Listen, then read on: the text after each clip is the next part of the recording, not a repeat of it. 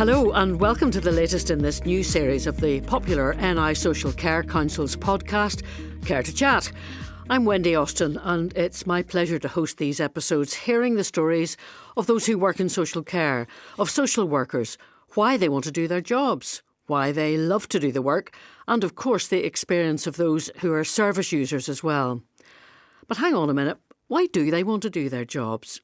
Why social work or social care?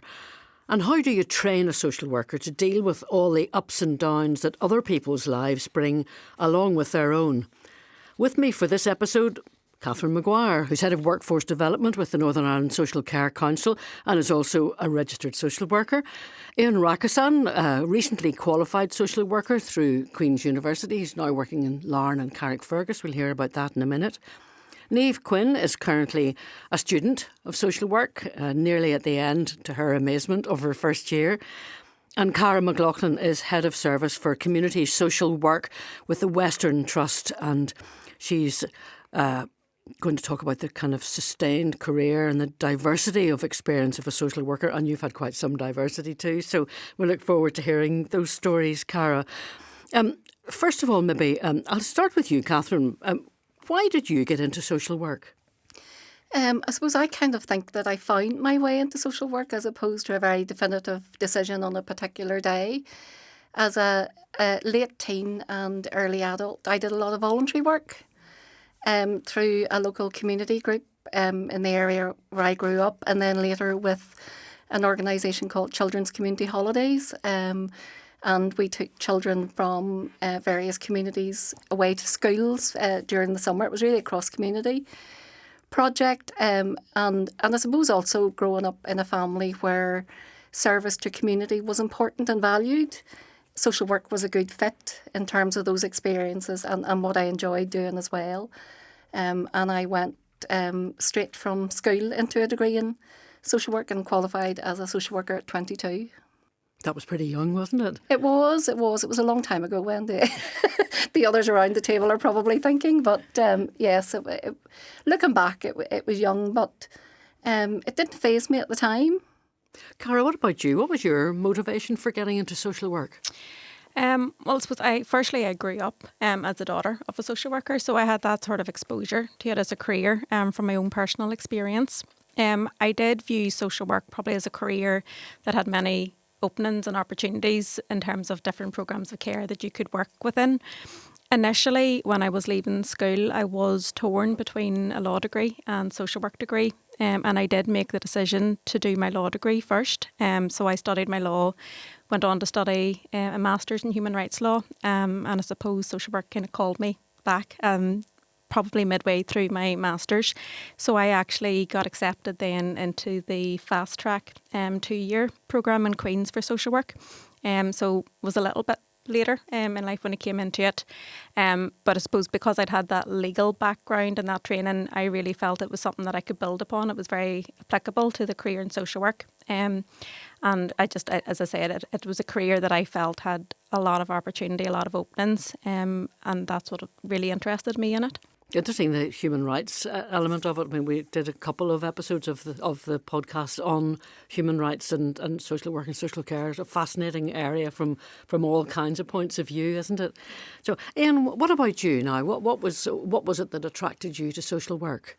Originally, I got a degree in psychology like 20 years ago. I'm originally from Romania, and then I moved in America, and I lived there for a while and started working with older people with learning disabilities, and I started to see the differences.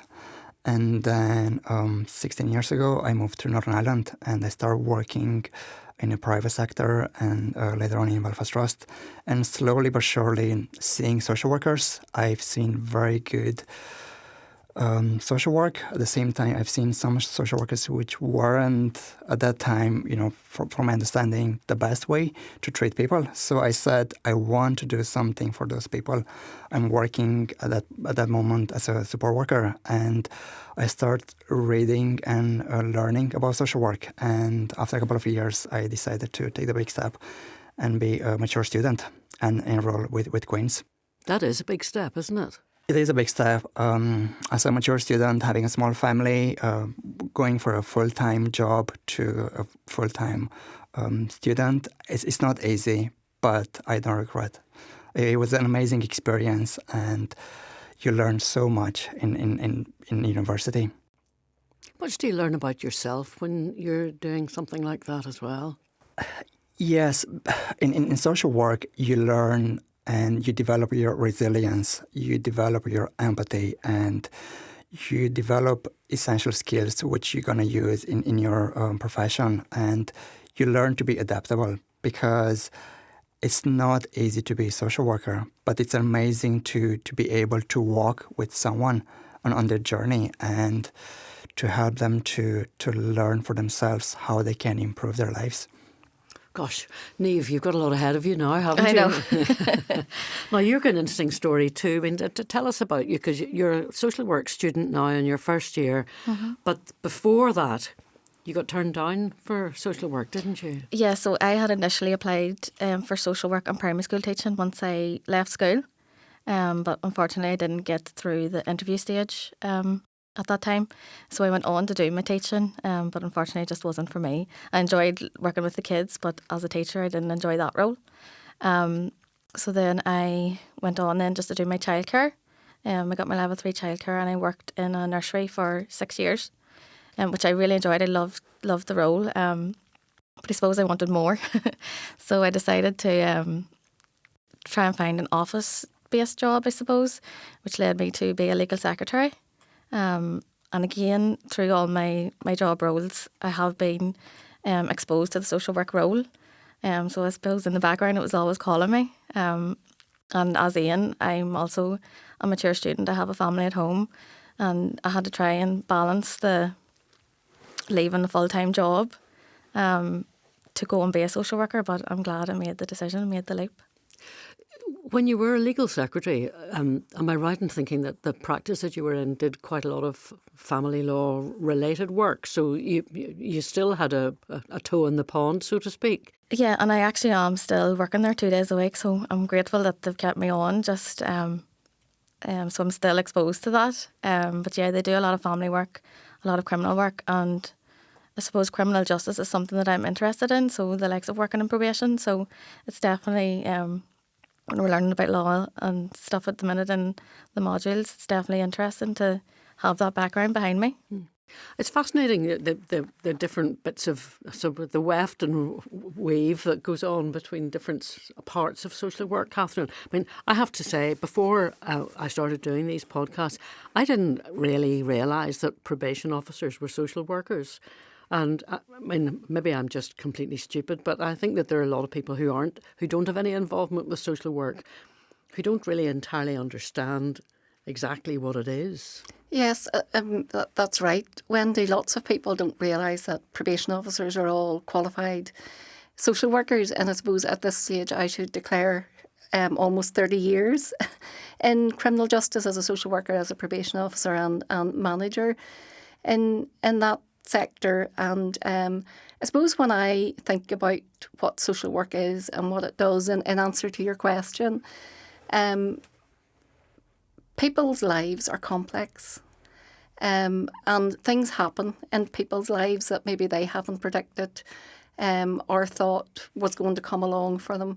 And quite often those events, whatever they might be, bring them into contact with lots of complex systems in our society. And one of the things that social workers do, I think, is to help people negotiate those systems. So, Caragh, when you talked about kind of the benefit of your law degree and kind of really well understanding the structures in our society, and if we think of those structures in terms of health trusts and the criminal justice system, the education system, lots of other systems, any of us faced with those, negotiating those systems with no knowledge will struggle.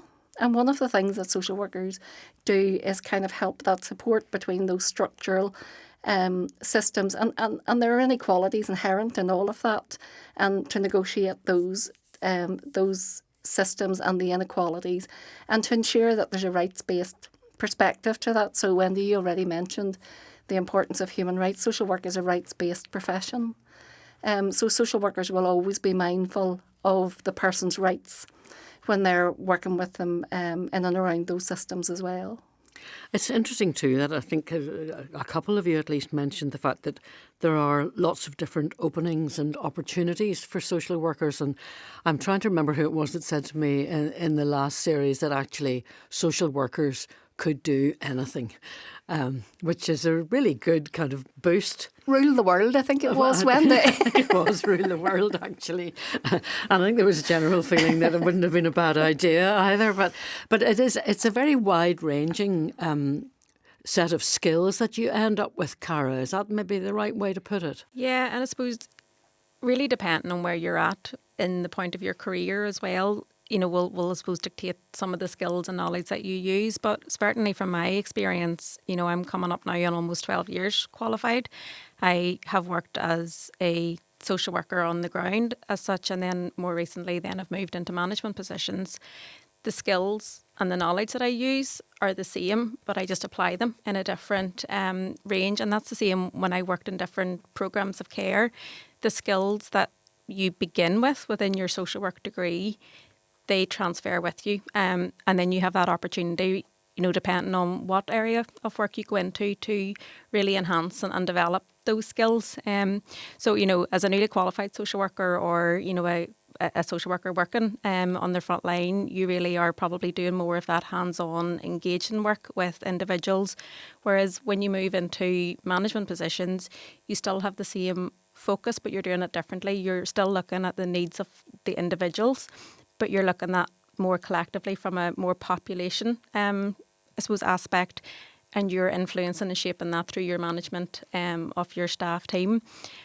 For myself now, I've moved into a senior management position, so I'm having to use those skills and develop those further to now look holistically at the entire population that I and my teams serve and how I can shape and influence. But it's still the same skills that I was using when I was going out and doing my first and second placements in university. You just adapt and develop, you know, as your career progresses. And that's one of the things that I love about social work, is you have the opportunity to continuously develop. And I have probably been quite lucky in some of the opportunities that I've had, but I've really had that desire that I wanted to build upon the degree. So I've always seen my degree as being my stepping stone into my professional career, and I have used then a range of either independent and the taught programmes and opportunities that are available to make me probably the best version of a social worker that I can be, to allow me to support the staff who work along with me to be the best version that we can. But really, the skills that you learn in the degree are the same skills that will transfer with you throughout your professional career, whatever level you get into. Very interesting. Niamh, what's it actually like being a social work student? I mean, is it like what you expected it to be like? But for me personally, I love it. I love the degree at the minute. But I have to be honest, the work is hard. It's hard, but it's rewarding. Like the learning you get from it is brilliant. At the minute, we're doing prep for practice. I'll be starting placement on the 15th of August. So during prep for practice, we do role plays. So with the tutors, we'll role play different scenarios. We meet different people. Actors come in. So they're preparing us for the outside world when we go in to be social workers. And just the real life experience is brilliant. Most of my tutors are social workers.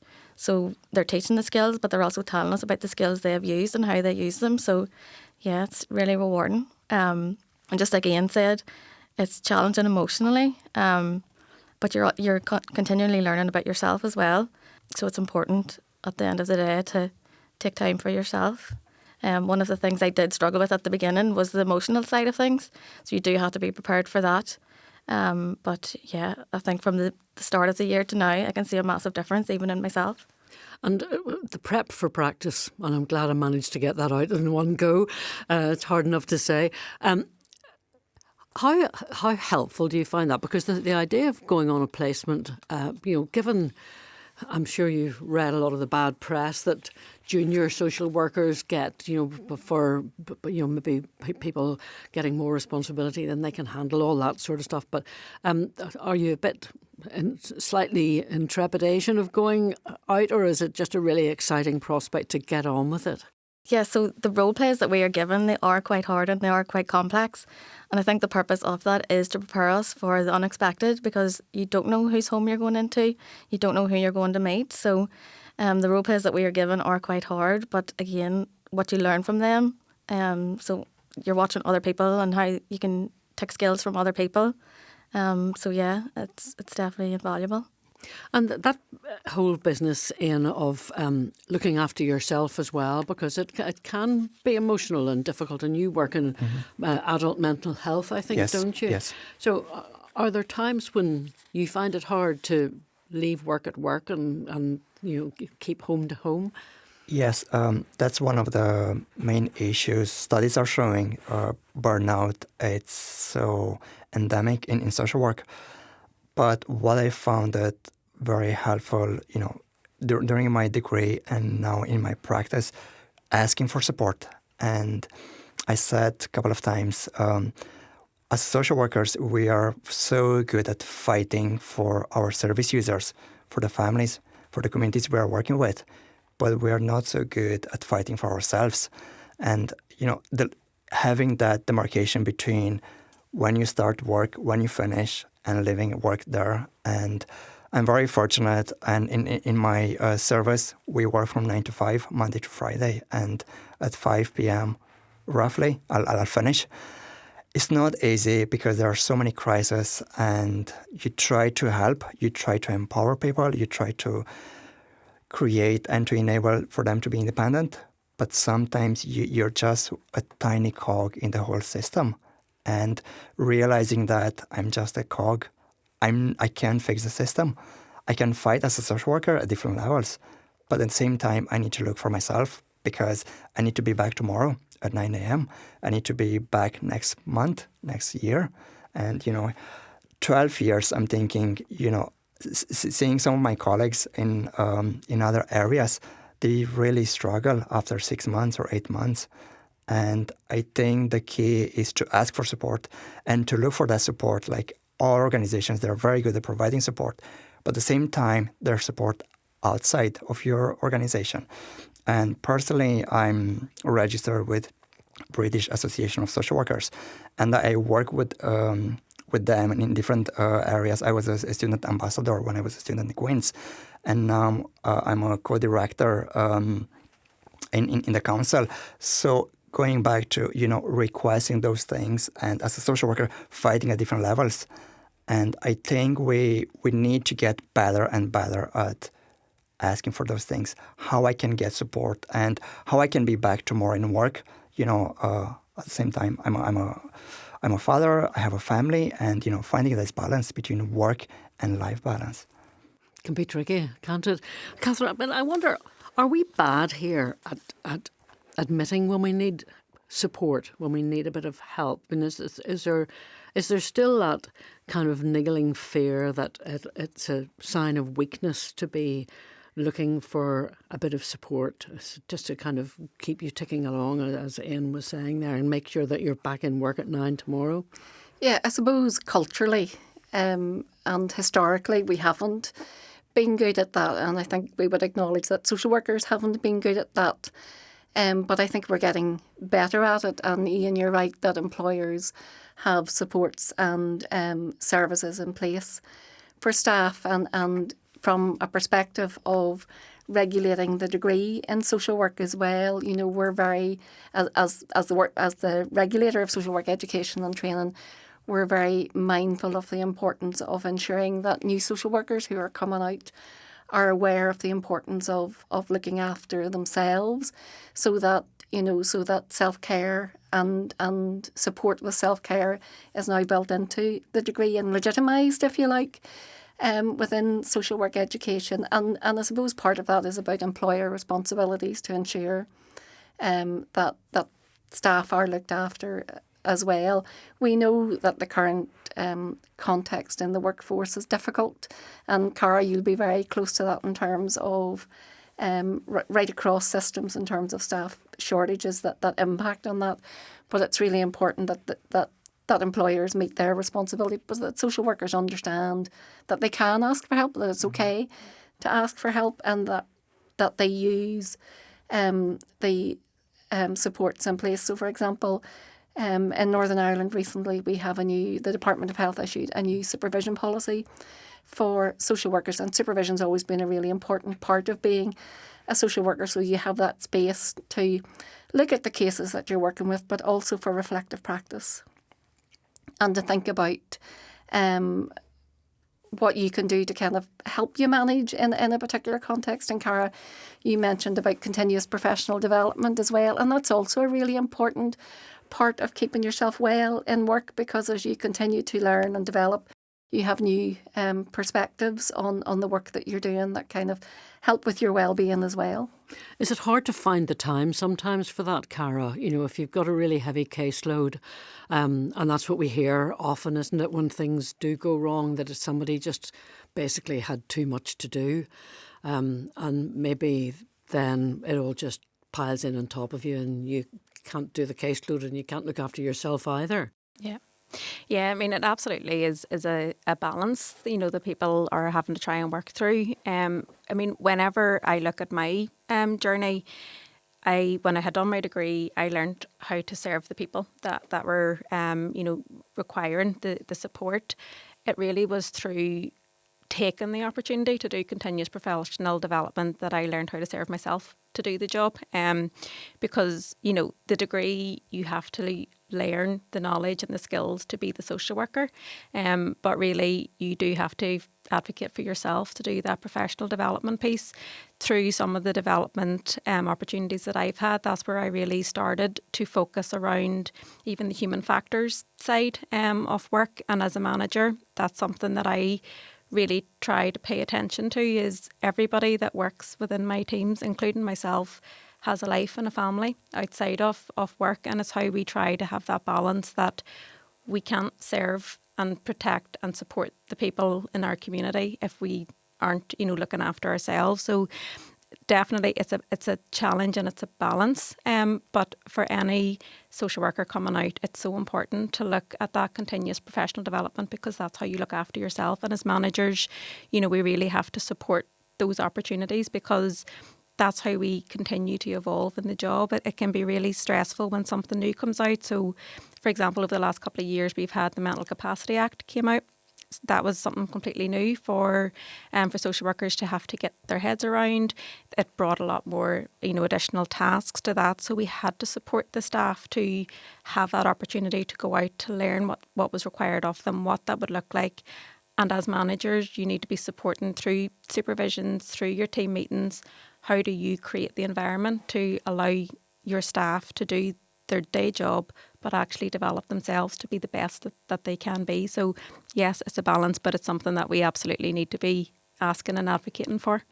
And I suppose one of the things which certainly seems to me to be important is the range of talent that you're able to attract, and to be able to do that, it has to be an attractive career, really, hasn't it? I mean, Niamh, you're studying at South College, is that right? Southwest College in Dungannon. In Dungannon, and we were there last year for the launch of their video, which was terrific. It was a great day, actually.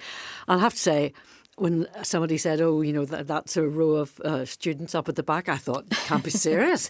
I mean, you know, it wasn't what looked like a row of students in my day. It was a very kind of disparate bunch of people, different ages, clearly from different communities and so on. But that is that one of the things that makes it really work. Yeah, that's something that really attracted me to go to Southwest College too. As a mum, being close to the college was really attractive to me as well.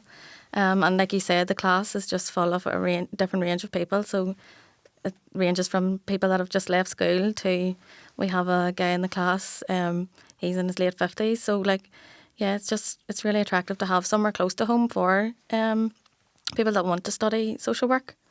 The college itself is just brilliant.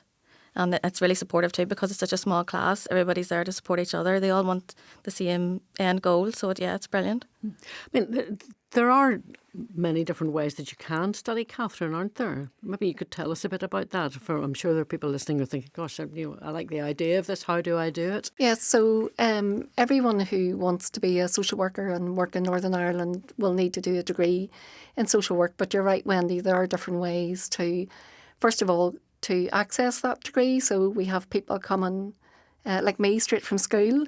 But we have a really considerable number of people coming through other routes, whether it's through access courses and FE colleges, and with a whole range of life experience and different kinds of academic experience as well, and people who are newcomers to Northern Ireland. So, I suppose from a social work perspective, everyone is welcome, and diversity is really important to our profession as well. Currently, people can study social work at South West College, as Niamh had said, and in Belfast Met as the two FE routes in, and at Queen's University and Ulster University up at Magee in the northwest as well. And in 2020, again, as regulator, we approved the Open University route into social work. Now, that's slightly different in that it's not direct entry. Those who are interested in that are supported by their employer to undertake that programme. So there's a slightly different route into that. But it's been really great to have that available as well, and having reviewed some of the feedback from those Open University students, to hear them reflect on having worked in social care for 15 or 20 years and not being able to find a way into social work until the Open OU route became available. It's very... It was really amazing to read their feedback in terms of the opportunity that created for them. And they bring all that experience with them as well in terms of working in health and social care, or justice, or education, the Education Authority. They bring all of that to their social work training and then into their social work career. And if you have mature students, like Niamh and Ioan, and like the guy in Niamh's class who's in his 50s, I mean, it's a big financial obligation at that stage to pack in your job or whatever, isn't it?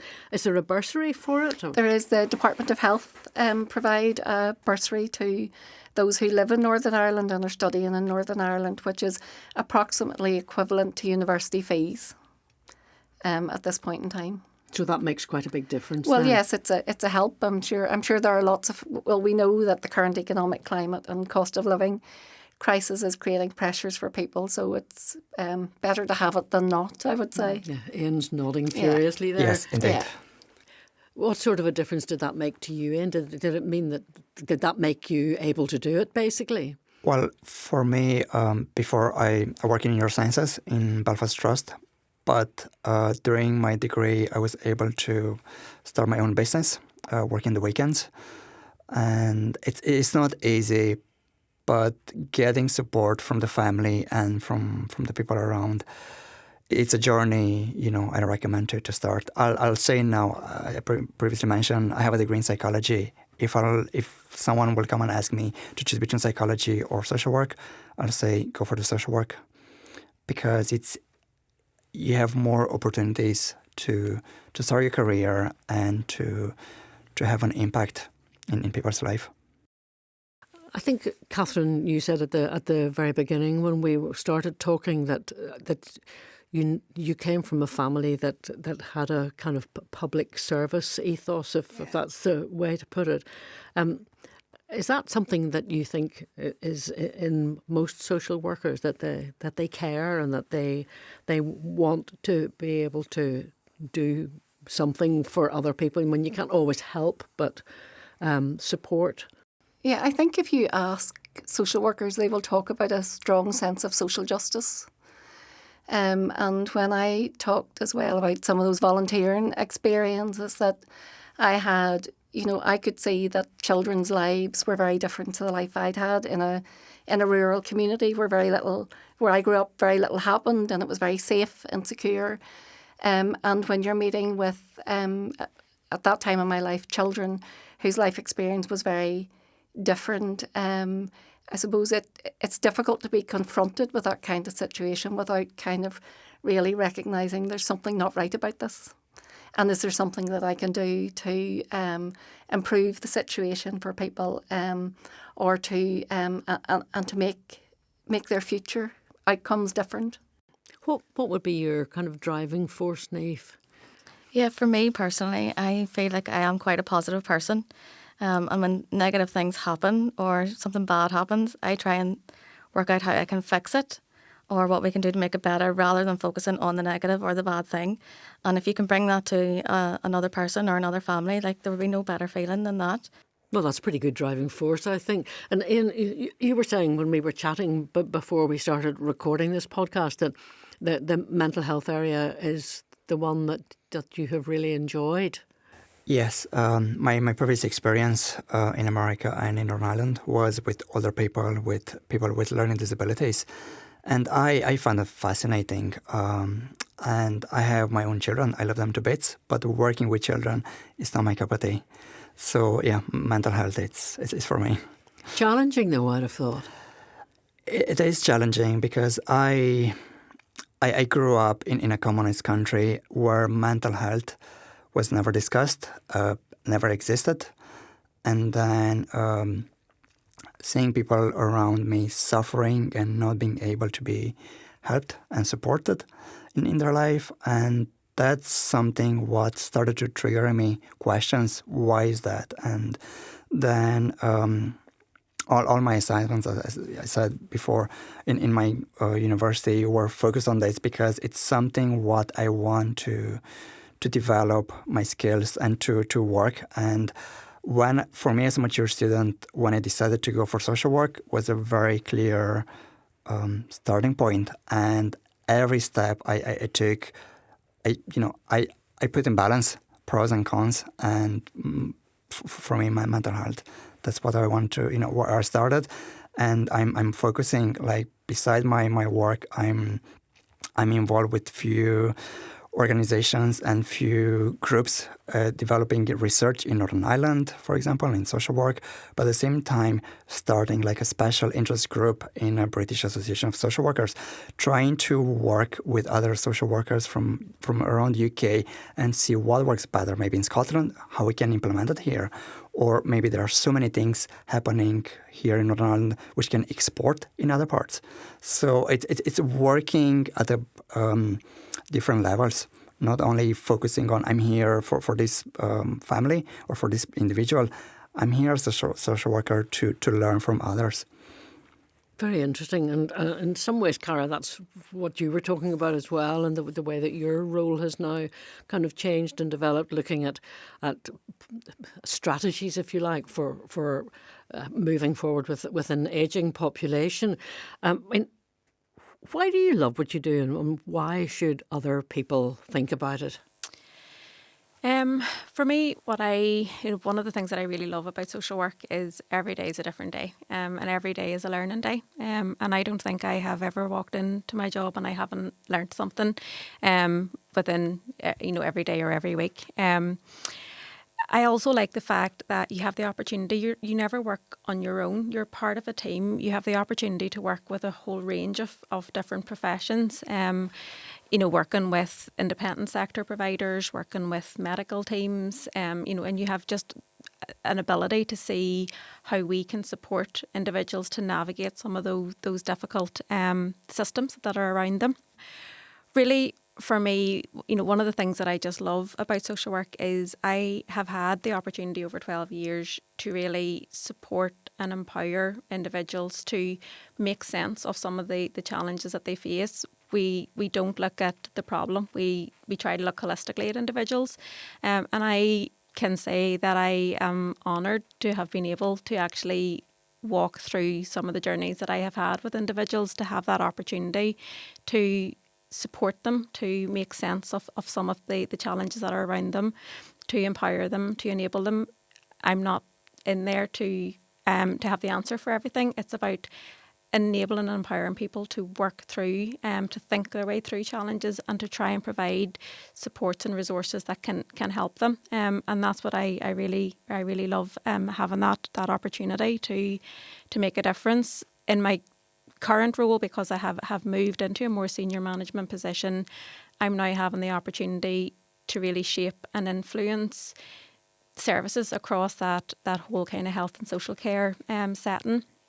And that is looking at how social work can work very well alongside our medical professions, our criminal justice systems, all of those other professions that are out there, and being able to shape and advocate how individuals can work and how professions can work together there would have always been in the past probably that view that we worked very much in silos, and I think we are now being able to take that into a different direction. I think there is definitely a place for social work within probably the most senior positions within the trust, and that's what I love about it, is social workers are able to influence now right up to the top levels as well, which is great, because we do bring a more holistic and joined up approach. We look at the big picture. I don't think I've ever worked in black and white since I've been in social work. We get involved in the mess. We work in mess. We're not afraid of mess, and that's what being a social worker brings to the table, is you can bring other professions along with you to work through what is not always black and white. That's an interesting point, Catherine, isn't it? You know, getting that seat at the top table. About time, some might say. Absolutely, and Caragh, you're spot on in terms of what social work can bring to those higher levels within organisations, and part of that is about other people understanding what social work is and the contribution that it can make, and we see that reflected in different places. So we are seeing it now as a workforce regulator. We are seeing people, organisations employ social workers who never employed social workers before. And we're seeing new roles for social workers develop because other professions see the value of it. And, for example, in the multidisciplinary teams, we get very positive feedback about the role of social workers within GP practices. A number of schools in Northern Ireland have started to employ social workers directly because they can see the value, and a number of private sector organisations are also employing social workers. So we see that role and place of social work expanding at operational levels, but also at strategic and leadership levels, and it's really helpful that we now have a social work leadership framework to help shape social work leadership into the future, and we're currently working with partners on an implementation plan in relation to social work leadership, because one of the things that we know, and Caragh, you've touched on it in what you said earlier, is that social work skills are leadership skills. They're very closely mirrored when you think about what good leaders, in terms of modern thinking about leadership, is about empathy, it's about compassion, it's about listening to people, it's about advocating, and those are all core social work skills. Niamh, there's a lot ahead of you, isn't there? What are you looking forward to? Well, firstly, graduating and then being as successful as the people around this table. That would be my goal, really, to graduate firstly, and then just be the best social worker that I can be. If one day somebody says to me, Niamh, you're a good social worker, I know I'm doing a good job. Have you an idea of what direction you'd like to go in? So that's one thing I love about the degree, is that you don't realise the breadth of opportunities. We've already touched on it here today, but I don't know if it's because of the legal secretary background, but the criminal justice does interest me. But at the minute, I'm open. We're due to start our placement, so I'm open to whatever comes. I've worked with children as well, so yeah, I'm pretty open to any area of social work. Can I just come in there, Wendy, to say it's really interesting to hear you say that, Niamh, because lots of people will start a social work degree with a view that they want to work in a particular area of practice.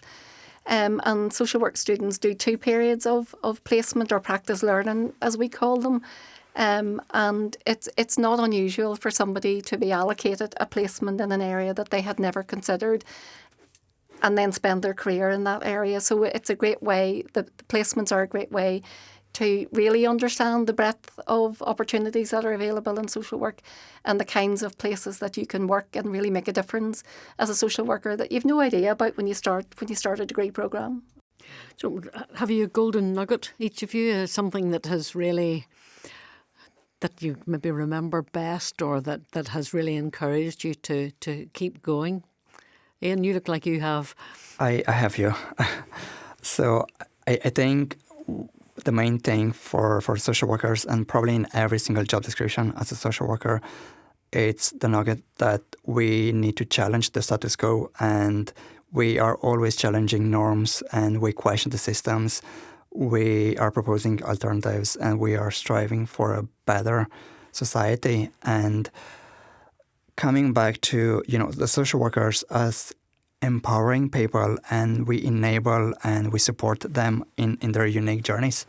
I think that's my nugget. I'm at start of my career as a newly qualified social worker. Niamh, what about you?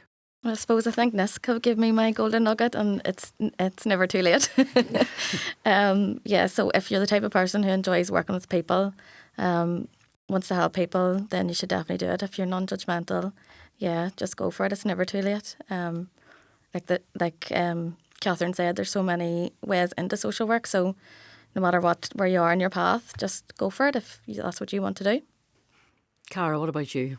I think really for me it is that, that degree, when you take that step, that's just the foundation. That is your first step in, and the opportunities that are available to you then when you progress in your career in social work are vast and amazing. I'm nearly 12 years qualified, and I love social work as much as I did when I qualified. Did I think when I qualified almost 12 years ago that I would have the opportunity to be in the position that I'm in? Absolutely not. But that is something that I put myself forward. I give everything in terms of my development. I took every opportunity. I wanted to learn, and I think I've never been afraid of developing myself further. And it has shown me that a social work degree has actually been able to take me miles in my journey. And where I am today, I'm very proud of the degree that got me here. And what about you, Catherine? I suppose when listening to Niamh and taking myself back to being where you were as a beginning social work student, I've done things I wouldn't have imagined possible in a career in social work. It takes you places that you don't know today, and I suppose, Caragh, the important point you made about continuing to develop yourself and taking every opportunity that comes your way is a really important part of that, because, undertaking programmes, so the practice teaching one, for example, Niamh, you will have a practice teacher when you're in placement. That course, I did it because I was interested in working with students, but it gave me other opportunities later on that I didn't see at that time. So, take every opportunity, and social work will bring you places you can't even imagine at this point in time. And I suppose also just to reflect on the importance of all the people that you work with throughout that career, and staying humble. And it's always humbling to work with people and some of the issues they're dealing with in their lives. Look, thank you very much, all of you, for letting me and our listeners join your journey. Niamh, the very best of luck with the next couple of years. Thank you very much. Thanks to Catherine Maguire, to Ioan Racasan, to Niamh Quinn and to Caragh McLaughlin. And if you're interested in a degree in social work or in finding out more about it, niscc.info will get you all of that information. There's lots of learning and support on the NISCC website, and also in our Care to Chat podcast from the last series, where you can hear about social workers in schools. I must say I really enjoyed that episode. We've lots of stuff about leadership, and those 2 podcasts that we did also about human rights law, which was fascinating. So thanks for joining us today. Thanks for listening to this podcast. Do make sure that you rate it, subscribe and share it with all of your colleagues and friends. Thank you.